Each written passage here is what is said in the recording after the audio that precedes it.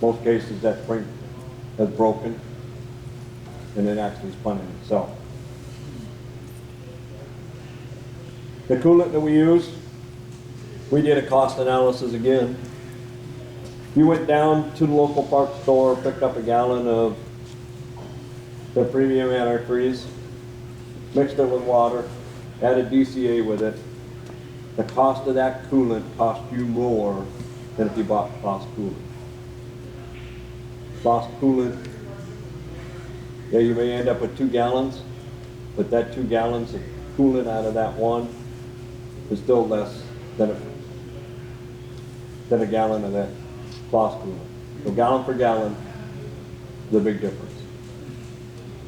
Plus the thing is, it's got a use life 3 years. When you change that fluid or put that fluid in there, write a date on somewhere that somebody's going to see. Okay? A change date. At the end of each season, check your antifreeze for freeze level. Doesn't matter in Hawaii, it never freezes. Check the freeze level of that antifreeze. And the reason you do that is in the event that somebody decided that your coolant level was low, turn around and just added water to it. That never happens at our farm. So, and we do stock the Floss coolant also. We put it in everything because it's cheaper. It's cheaper for us than it is to go to the local parts store and buy antifreeze and mix it. It's just, If you guys want to be running the fluids that Klaus recommends, by all means talk to the parts guys. Do it on a stock order type deal and see what they can do for you at the beginning of the season. I mean, they're usually pretty good about working with you, buying in quantity if you know how much you're going to need for the year.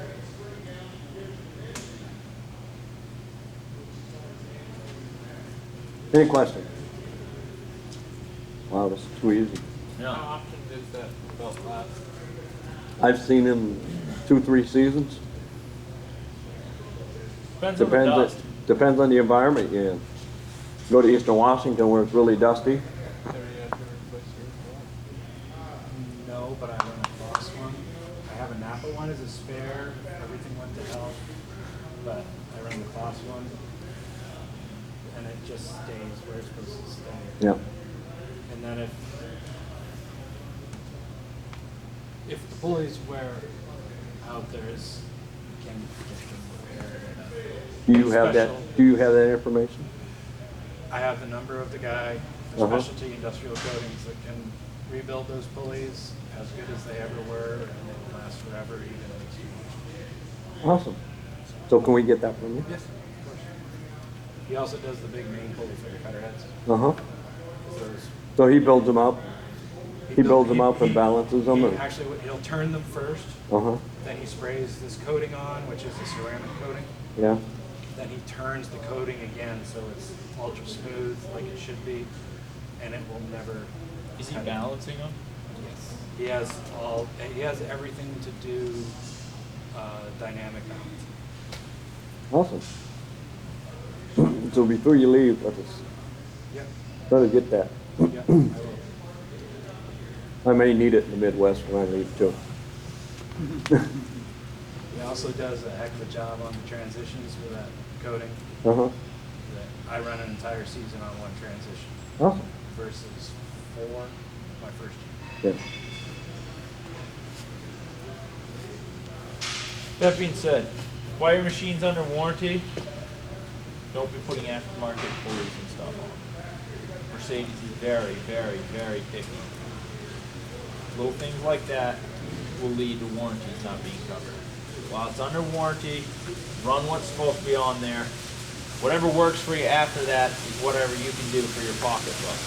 While it's under warranty, you'll behoove yourself to run genuine pulleys. Yeah, that's what we run. I got your guys' phone number. It's Yep. Road, that's what I call. That's what my orders are. Oh, This sounds good. machine, I put pulleys on this machine when it first came into the shop. Yeah. They were worn so bad from the Texas dust. Yeah. The belt was about almost a quarter inch below the groove. Yeah, if I remember right, we were having issue with that. I These didn't are all see new this pulleys. machine, huh? These are both brand new pulleys. Yeah, I was noticing that. Yeah, I didn't see And this this is machine.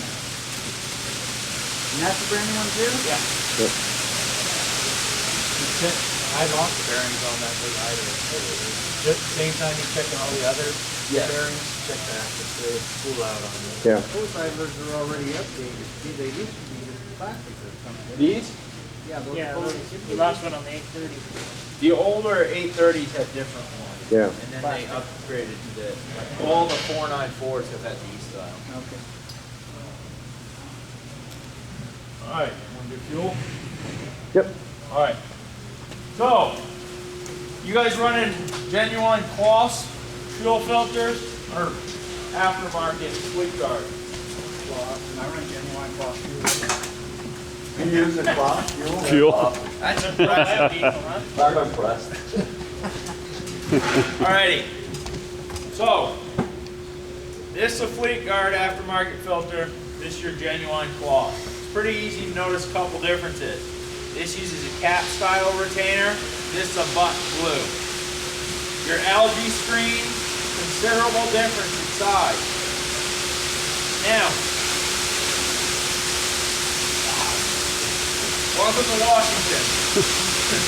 So, with your Fleetguard filter.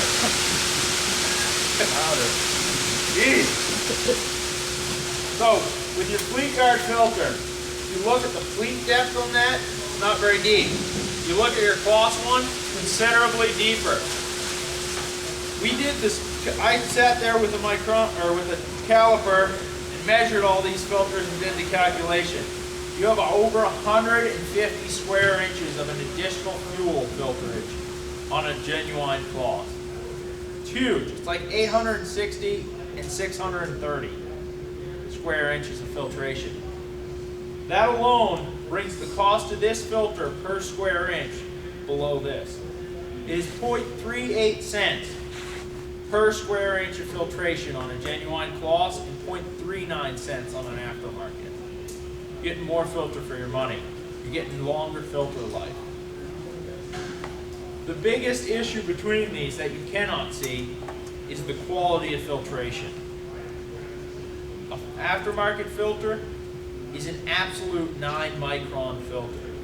That means at full flow, it's only filtering down to 9 microns. A Kloss is 4 micron. This is extremely important because on your injector pumps, it's a 5 micron clearance in the walls. That means the 9 micron particles will destroy those pump walls and allow for a loss of pressure in your injector system or leaking of fuel in your oil. Cheap, cheap, cheap insurance. The $35 you spend on this filter versus $25 is a no-brainer. One more thing, if you look at the seals, very different. This runs a Vicon O-ring seal. This runs conventional rubber. If this seal cracks, it will allow fuel to go directly into your engine without being filtered. If this seal has issues, it will allow air and fuel to bleed back into the tank without going through the engine. You'll lose fuel pressure, have issues with injection. Right. So, cheap insurance. Run the genuine. Now, on the Klosses, they're also running a Raycor. I'm sure all of you are familiar with it. Might have had some issues.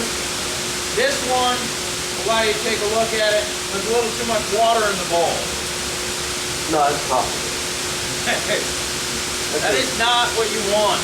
Drain that bowl every day. Before running in the morning, crack it open, drain it, dispose of it. Just get that little bit of sediment out of the bottom, any of the crap, and you'll never end up with a big wad of algae down there. Or water like such. Now, your Raycor is a 10 micron filter. That is your first line of defense for your fuel system. Well, your first real line of defense. You have a little screen here, but I'll talk about that in a minute. Your Raycor. When you're changing a Raycor filter, make sure you change all the O-rings.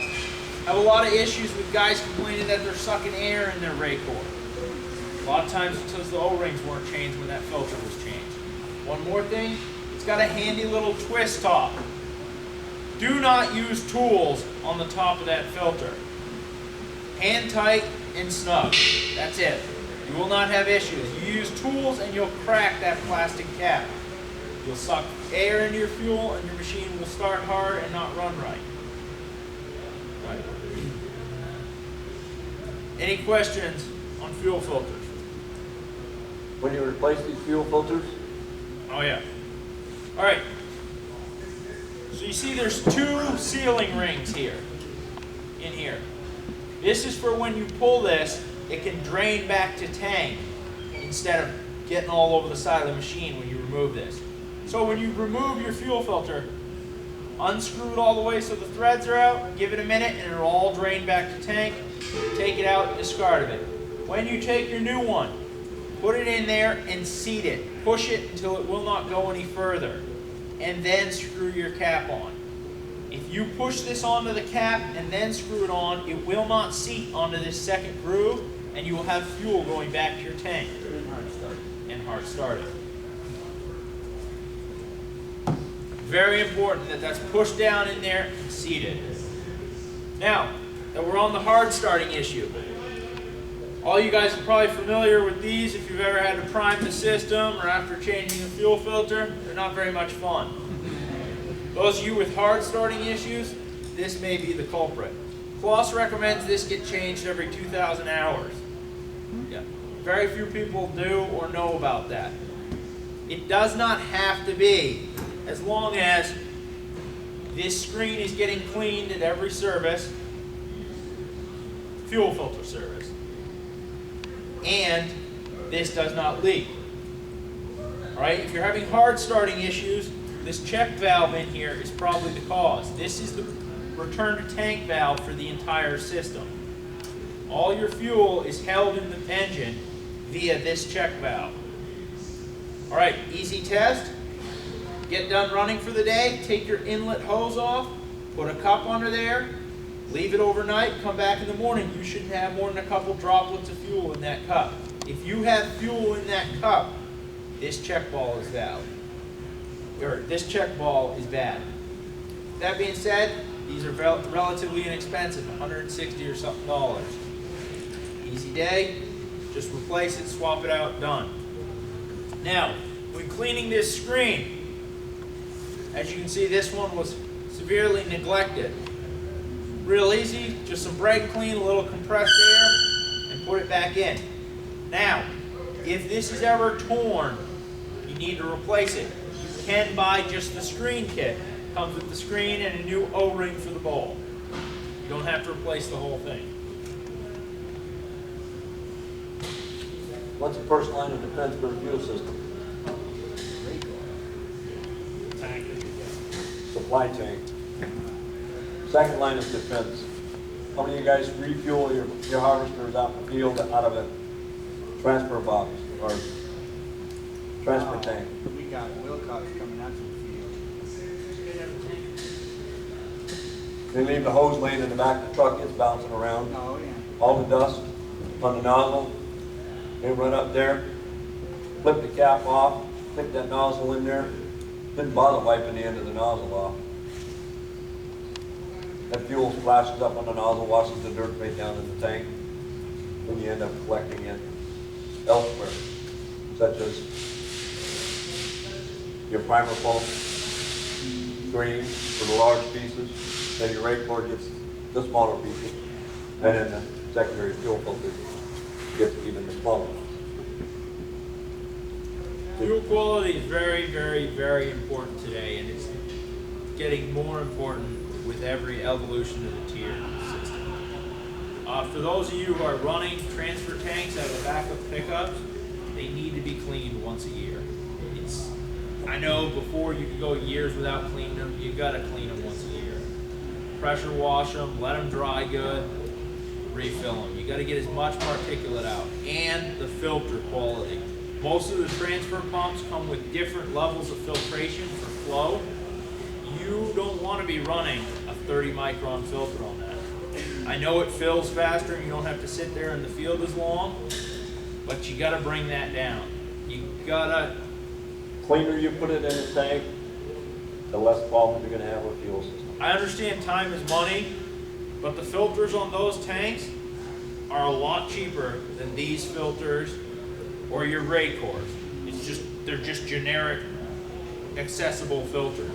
So with that being said, it's better to catch as much there and keep it out of these as you can. And as far as going slower, I understand it takes more time to pass that fuel through that filter, but it's going to save you time in the long run changing these. So And also performance. it's a pay me now, pay me later theory. And we run goldenrod, I don't know what the micron on our transfer. Take a look at it. You can also request it, you know, just get a part number off of it. Well, I know there's a 10 in the part number on there, is that Yeah, probably being 10 micron? It all depends. It may well though. yeah. I mean, well, they hardly ever plug. Right. I don't know if we're getting clean fuel or. If you're getting fuel straight from your distributor and it's not going through a lot of tanks and there's No, probably it a comes high. right out of his tanker. And a lot of times distributors aren't concerned about their product coming out of their tank, going into your tank. Because they pick it up at the refinery and then take it and maybe put it in a storage tank at their area or deliver it straight to you. So they're not concerned about that. The filtering problem becomes your problem, not theirs. Quick thing on these filters. This could be completely plugged. You'd never know it. It looks good. A lot of the dirt's from being bounced around and shows. A micron is so small, 70 of them are the equivalent of the end of a human hair. 1 to 2 micron is a bacteria virus. So you will never see 4 microns. They had a problem out in eastern Washington on Pagodas where the drying particulate was 6 microns that they put in fuel. They put basically a silica particle in fuel to dry it. It was 6 microns. It was plugging the fuel filters. They looked brand new.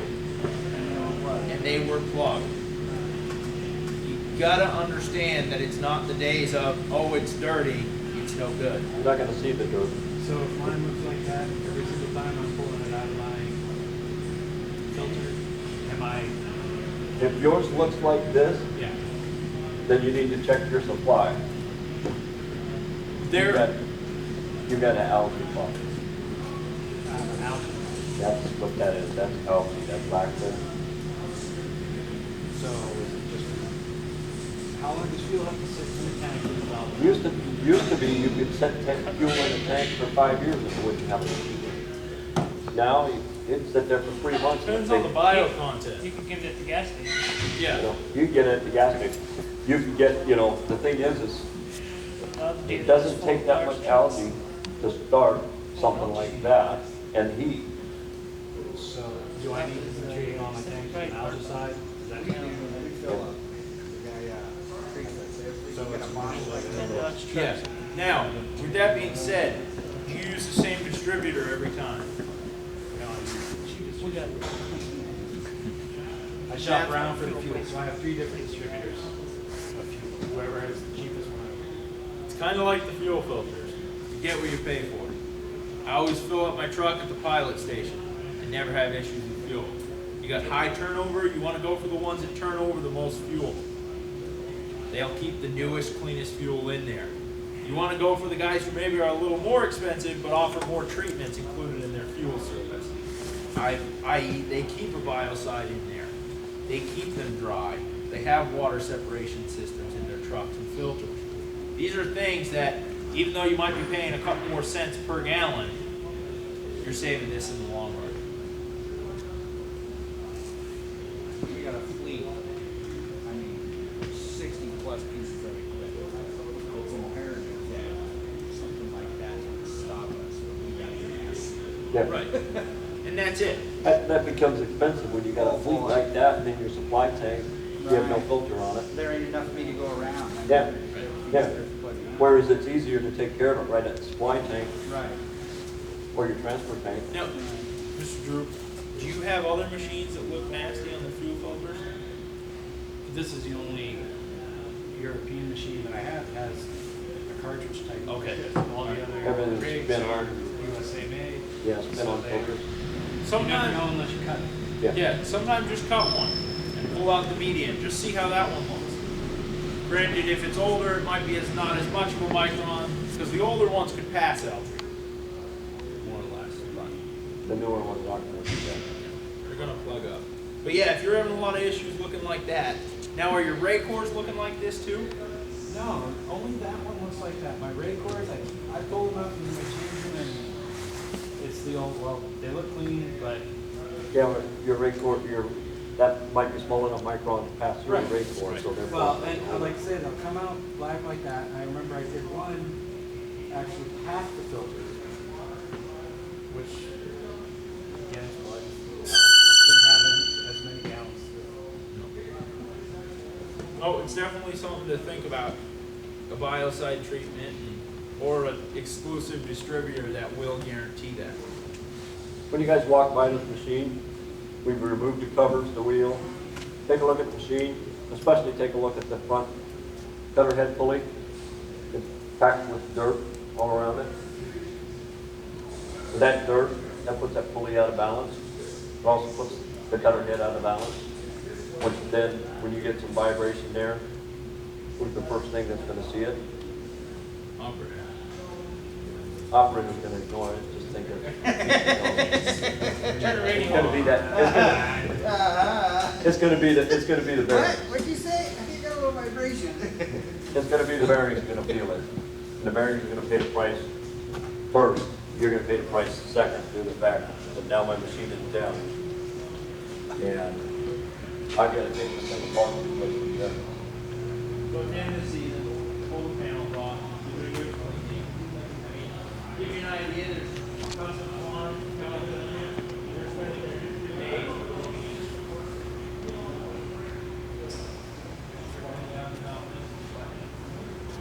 Roll it all off, roll it here, dry it up, off,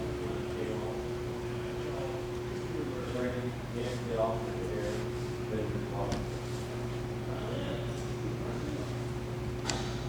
Any questions?